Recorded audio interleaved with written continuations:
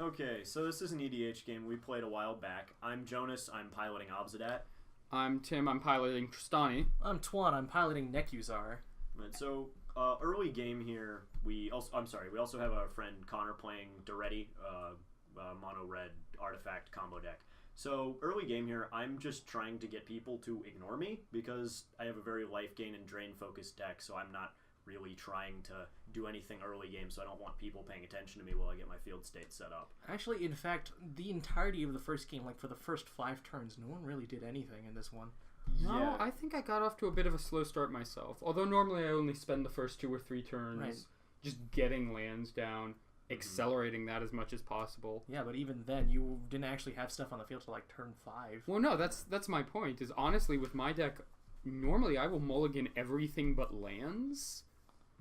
Just because after that I have plenty of ways to get other things. It's just getting set up that hurts. Although honestly I think Connor was in the worst position in this game just because he doesn't have any answers to Nekuzar. Yeah. Jonas, you and I can just sit there, gain life the entire time. All he's doing is really feeding us gas for most of that. Yeah. Connor can't really take that as much. I mean, it helps him get to combo pieces, but eventually he's just going to run out of life. I mean, until he hits that Mycosynth Lattice combo with the Nevernivel's Disc, he's just not doing anything in this field, at least. Even then, it's not necessarily great, Jonas, flicking your cards upside down over there, I see. Yeah, well, okay, if I'm halfway through flicking them, I'm going to finish no matter what orientation they are. But I did that a couple times. I think, did I actually get the first creature up in this one? You did. I think That's surprising. You got a Kingpin's Pet for the first play, I think. Right. Actually, no. It's coming up right now, actually. Yeah. You're doing the Kingpin's Pet right now. No, you play the Rupture Spire. Okay. Then the following turn you play the Kingpin's Pet. Okay. Yeah, I'm just trying to get an extort There you trigger. Just trying to get an extort trigger online early, start burning people, and getting my life high enough where I can take a couple Nekuzar, draw hits, and be okay. Noticed a minute ago the wonderful sight of me shuffling my deck because I'm only doing that all the time. Only all the time. Yeah, you'll get used to that watching some of these videos. Tim shuffles until it's time to do something. And it makes editing a nightmare on my end. As a matter of fact, sometimes I shuffle up until after it's time to do something because I'm not content with how shuffled it is. It's when you hid your Selesnya signet behind your deck this game. Yeah, that was... Sorry about that. Didn't realize the camera couldn't see it. It's not that it's doing a whole lot, it's just kind of sitting there giving me mana.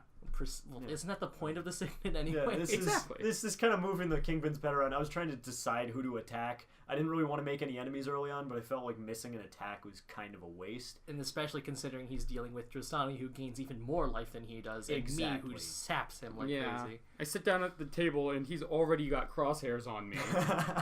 It always happens. Yeah. The problem with Tristani with my deck is I can't drain him normally. I've got to either do it really early, get Erebos up early, or find one of my alternate win conditions. We actually played a game last night that he was using Teysa as the commander, and he eventually just went on the plan of I will never, ever, ever manage to kill him normally. Just push Teysa every turn. This was the Teysa Envoy of Ghost, the one with pro creatures, so I could just keep throwing at him no matter what he had on the field, so I just commander damaged him. Which sucked, because I had like 36 1/1 tokens at one point. That was entertaining. I will give you that. Alright, and we are seeing Nekuzar come in here. Oh boy. Fun. He shows up and just changes the entire feel of the board state. That's more than I think any other card in any other commander in our meta. His just presence on the battlefield makes the game so different. It's really strange because at first, like, oh, he's gonna get annoying, but then towards the end of the game when everyone's like settled down, got all their combo pieces together, and at 20 life a pop, it's like, oh god, what's going to happen next? So I just dropped Divinity of Pride, which we've all determined is quite a broken card in EDH. 8/8 flying lifelink as long as I have 25 or more life, which is always gets a little bit stupid. He becomes a target very often. It's one of the main reasons I threw Mortuary Mire in the deck to get him back. Just remembering that Aether Snatch last night. Yeah, last night. Take that.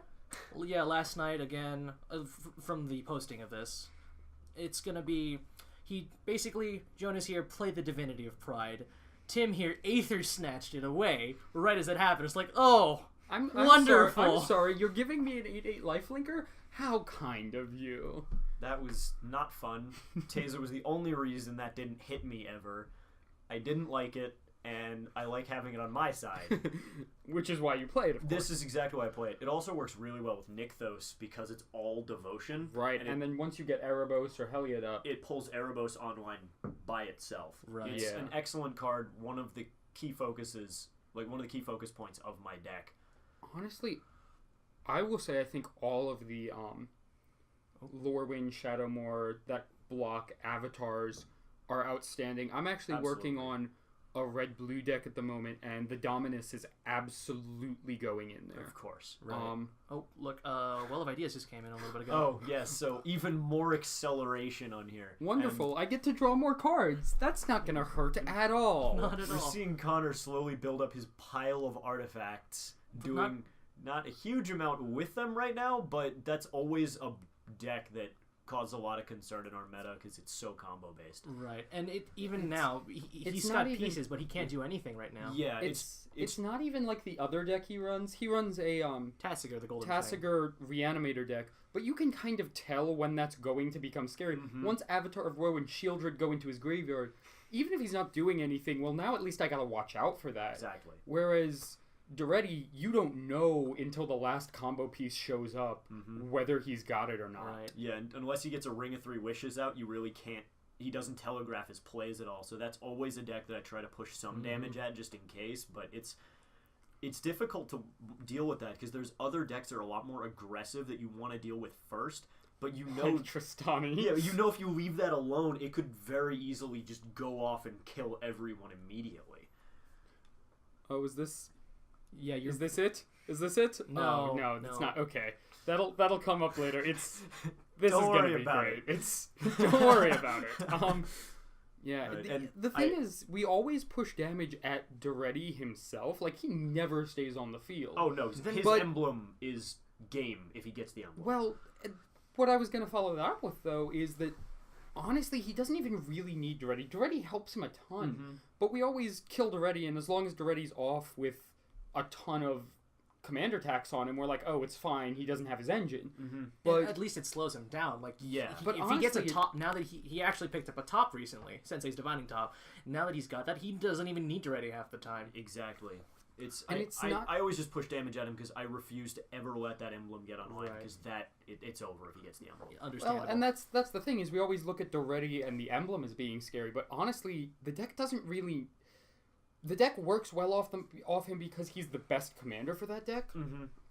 But frankly, that deck runs just fine without the commander at all. Right. And I don't think we really think about a lot how easily he can just go off, even if Duretti's down under like plus 10 commander attacks. Doesn't honestly need him, especially with the top and... Oh, is this... Nope. This is Price of Knowledge. Price of Knowledge. Yeah, so everybody draw more cards. This has been accelerated very concerningly at this players point. know max hand size. Players take damage on their upkeep equal to number of cards in their hand. It's so bad. I've also managed to lock down Tim's life gain. I've got the Erebos up, and as I was talking about, the Divinity of Pride's pulling it online. So this is getting much more worrisome for the other players because they can't even gain anything back. Oh, on my end though, I don't have to worry about it because I'm forcing you to lose. You don't take damage. Honestly, and rewatching this again, I think I really need to put a Fade into Antiquity and some other hard artifact enchant hate in because green is honestly the color for that. Disenchant green white has all of that, and that answers Erebos, that answers Duretti, that answers a lot of things that I really need to start considering a little bit more. Most of my deck is just token generation and anthems, but... Yeah, I've noticed this, is we have green players that have a lot of enchant hate, but your deck doesn't tend to do that as much, and against the Orzhov deck, that hurts a lot. I run, I think, 13 enchantments in the deck.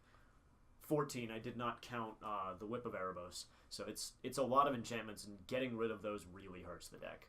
Yeah. And I guess maybe one of the thought processes is when a Marin deck shows up or a Tasigur deck shows up, they'll take care of your enchantments for me, at least the big ones, the tests of endurance, the sanguine bonds. They'll take care of those for me. I've never really had to worry about. Here it is. Here's when I accidentally murder Connor. I played Illusionist Gambit when Tim tries to swing at me for lethal. If you are unfamiliar with Illusionist Gambit, basically he activates during Defender plays, and he can't eat all creatures exit combat, and he's forced to attack someone else. Right. It kills the current combat step, starts a new one. Everything that swung in the first combat step has to swing again. And again, Jonas had the divinity up. I had no desire to push anything in his direction. I also had Koskun Falls up, where you had to pay mana to attack me. Yeah. So at which point I accidentally murdered Connor, which was a lot of fun. And the win here comes from I dropped the Felidar Sovereign, and I had far more than 40 life on my upkeep, and I won through its alternate win condition. Yeah. Surprises. Surprising. This happens often.